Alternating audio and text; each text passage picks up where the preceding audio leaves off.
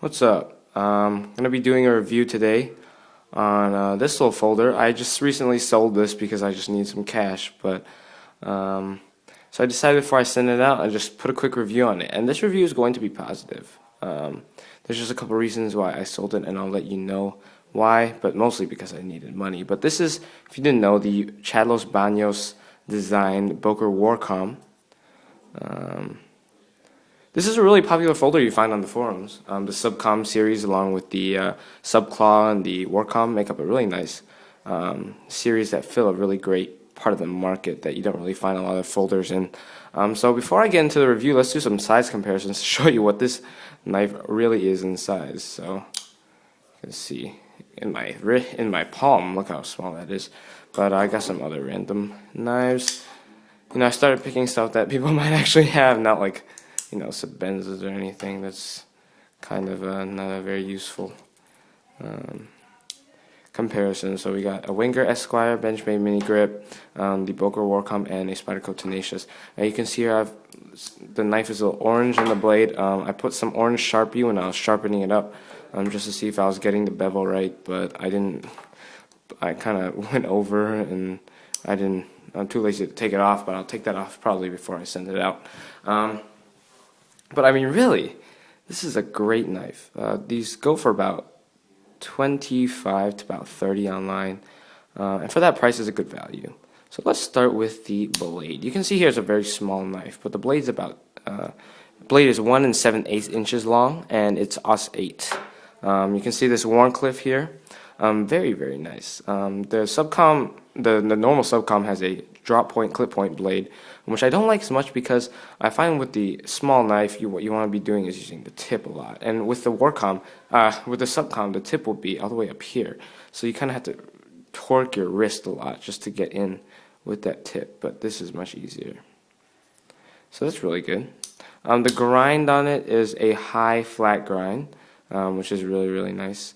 It's very high, and the blade thickness you can see is pretty thin, so it comes to a nice edge at the end. I love the Wharncliffe blade. In general, I don't, but on this size knife, I think it's the best choice. It's a pretty interesting blade shape here, sort of a reverse tanto deal. You can see the thumb studs here. That's a little something. I'm actually okay with that. I hear a lot of people complain because that looks cheap to them, but I mean, you can see here it doesn't really get in the way of anything, and I think these are very good thumb studs. I mean, they just work very well. You can snap the knife very easily. I do think though that it's AUS 8, which is a good steel. I've sharpened this up, and it takes a very good edge, and it doesn't lose it too quickly. But you can see here. That AUS 8, I don't really like how they stamped that. I think that makes it look really ugly, in my opinion. That's like just the font. It's like some Chinese font or something. I don't know. Maybe that's just me. And you can see here Boker Plus and the Chadlos Baños design. Jimping is really good on the blade. You can see right up here they have it, and right here. I like to hold in this grip as well. Actually, this is a really nice grip to hold it in. You can really get a nice grip on the whole knife and just really cut with it. I carry this a lot as a backup folder. I'd have a main larger folder, and I just toss this in my pocket as a secondary to fill whatever smaller rolls I'd have. But one objection I have to this knife is the thickness. I think it's a little too thin. I like my chunky folders. I mean, the mini grip is one of my favorite folders, and you can see how much thicker that is than the Wharcom.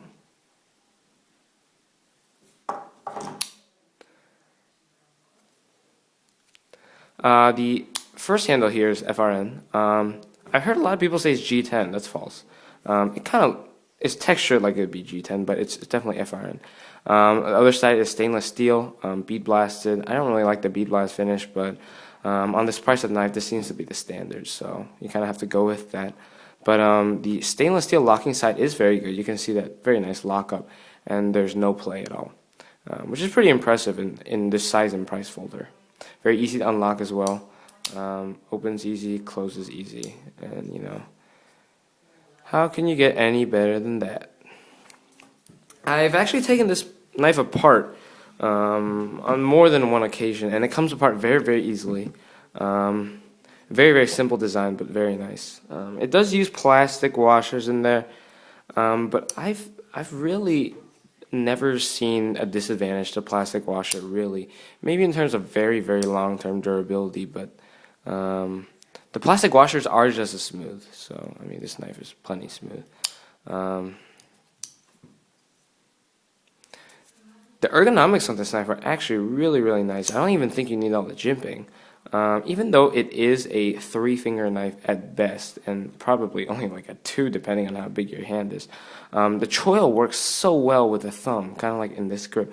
I mean, I could easily use a knife with just 2 fingers, but when you just wrap it around, it gives it definitely a lot more control. You can hold it in this grip. I'm not sure why you'd hold it in reverse, but that works as well too.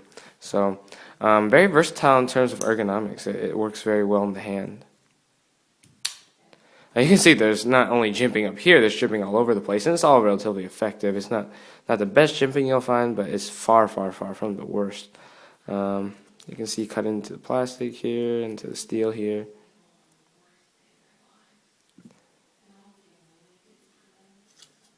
A lot of people use this knife as a money clip knife. They just toss bills under here, and I've tried that a couple times. I think it's still not really a money clip. If I want a money clip, I'll go with a real money clip.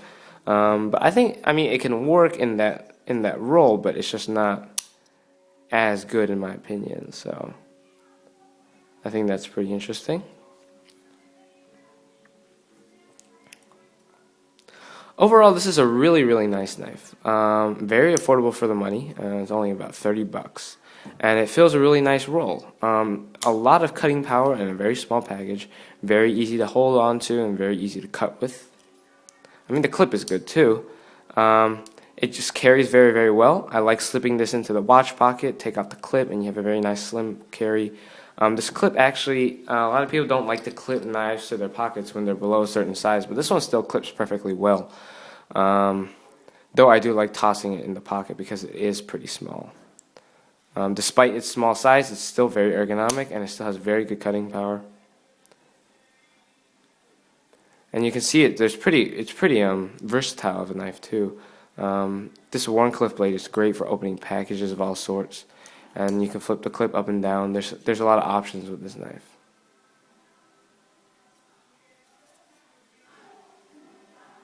Anyways, that's my review of the Boker Wharcom. Sorry about all the noise in the background. Some people are watching TV in the place that I normally review my knives. But that's this knife right here, the Boker Wharcom. Hope you guys enjoyed it. I definitely recommend this folder. It's worth every cent.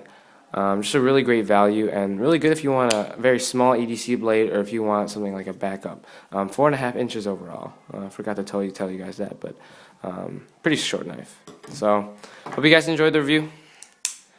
I'll see you all later. Peace.